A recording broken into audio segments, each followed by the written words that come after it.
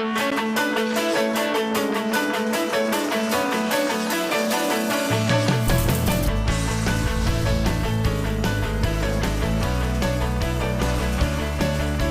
welcome to Ozarks Live. Thanks for joining us today. Good to see you.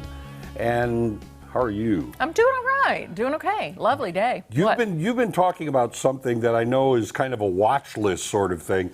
I wasn't aware of it, and you mentioned it, and it's like, okay, I have got to watch this. Well, did any of you out there raise your hand if you watched the first part of Impeachment last night on FX about the whole Bill Clinton, Monica Lewinsky? Yeah. A couple of us at the office today watched it, and interesting television. I mean, I've really, been reading really some of the prelude to it, where Monica Lewinsky's been saying a few things, and because she's one of the producers. She's one of the producers on the show. Yeah.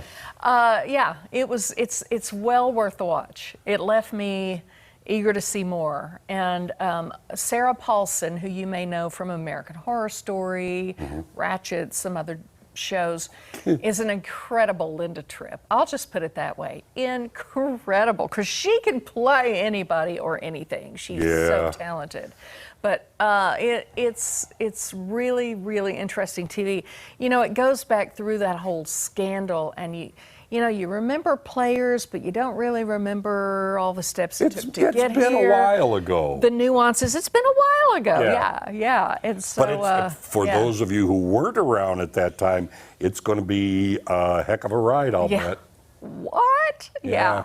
So anyway, if you perhaps we'll put that in the watch list as time goes along. I'll be honest with you. I had heard about it, had not paid much attention to it. Same here. I've seen a couple of interviews with Monica Lewinsky talking about, being on the show and having to just be very, forward with her story and her, her account of what happened and how it happened. But it really wasn't front and center until I saw a little bit of buzz about it yesterday and tuned in last night. And I don't even know how many parts are in it. Like, I have no idea. There could be 10, there could be 2, but we'll see. That was a big time in America. It really was. Mess. Anyway, all right. We have a fun show lined up for you today. First up, a local conference with an emphasis on women in business. We're going to talk about that. Then Wickman's Garden Village is in to talk about their fall festival, which happens this weekend. That's right. Next, we'll talk to 2 women who will help you pair good wine with a healthy lifestyle, followed by Cammie, all right? Yeah, this is a good one from Cammie. She goes from, she takes on the whole throat rolls roll. Her new role is rolls. Rolls. Can you roll with me, Tom? Here, all right. If we get into the celebrity corner as well, we're going to visit with our friends from ET. And before we get to all of that good stuff, we're going to show you what's on our radar. That was kind of funny the way that turned out. Yeah. Rolls roll. You get what I mean? Yeah. You'll get it when we get there, okay? Now, this is one of those, oh no, stories that turns into, oh, at the end, so you have to wait for it. This is Siggy, a rat terrier puppy who was born with her paws facing upward. You can see it in the picture, all right? Instead of downward.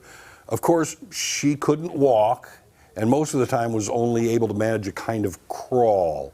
Yeah, it kind of breaks your heart. That's the oh no part of the story. Enter Dr. Eric Clary from the College of Veterinary Medicine at Oklahoma State University. All right?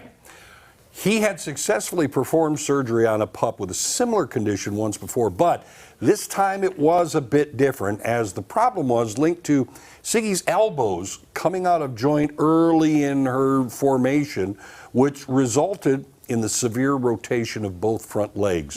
This meant a more complex procedure with an intentional break of her ulna bones to turn her legs back to where they should be. The good news is Siggy underwent surgery on May 12th, and according to Oklahoma State, her splints have been removed, and she's learning to walk, as well as do puppy things like chase a ball around the yard and even annoy the cat. And as you just heard, that's the awe part. So it had to do with where the little joints were. Yeah, they'd been turned. It'd be as if your elbow had gone and your whole hand was like that, backwards. Happy for Siggy. Yeah. Good stuff. All right. Got one for you here. Sometimes the egos in Hollywood and in the music industry, fashion industry, things like that are a little bit over the top. No. Oh, yeah, sometimes. All right, not all the time, but sometimes. But there is one clash out there that could be one for the ages. All right, we've all heard about Kanye West's Donda album, and it's shall we say, unusual rollout. All right, the big listening parties that all the people fill the. Didn't you go to the one in Atlanta? Okay. Fill stadiums, loads of theatrics, you know, Kanye and Kim. Like this. Yeah, Kanye and Kim keep showing up. They appear together. They appear to get like back in front of the altar. Kanye apparently set himself on fire at one point. Kanye is Kanyeing all over the country, isn't he? But when it comes to album ratings, Kanye's bragging rights just got a little slap down from a pig, Peppa Pig.